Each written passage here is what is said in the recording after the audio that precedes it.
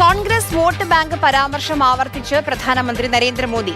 കോൺഗ്രസ് പ്രകടന പത്രികയിൽ മുസ്ലിം ലീഗിന്റെ ഇംപ്രിന്റ് ഉണ്ടെന്നും SC, ST, OBC വിഭാഗങ്ങൾ ജാഗ്രത പാലിക്കണമെന്നും മോദി.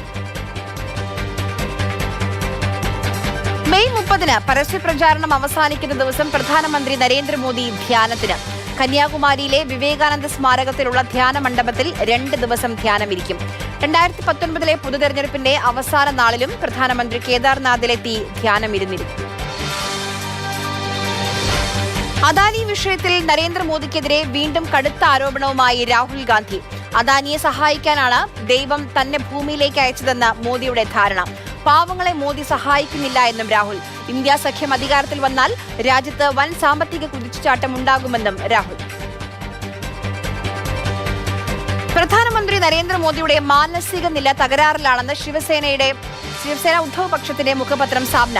ഉറക്കമില്ലായ്മ കാരണം പ്രധാനമന്ത്രിയുടെ മനോനില തെറ്റിയതെന്നും സാമ്ന. ദിവസവും 20 മണിക്കൂറോളം ജോലി ചെയ്യുന്നുവെന്ന പ്രധാനമന്ത്രിയുടെ പ്രസ്താവനയെ പരിഹസിച്ചാണ് സാമ്നയിലെ ലേഖനം. കേജ്രിവാളിന്റെ ഇടക്കാല ജാമ്യം നീട്ടണമെന്ന ആവശ്യം പരിഗണിക്കാതെ സുപ്രീം കോടതി. കേജ്രിവാളിന്റെ ആവശ്യം പരിഗണിക്കാൻ കോടതി വിസമ്മതിച്ചു. എന്ന് പരിഗണിക്കണമെന്ന് ചീഫ് ജസ്റ്റിസ് DY ചന്ദ്രചൂഡ് തീരുമാനമെടുക്കുമെന്നും സുപ്രീം കോടതി.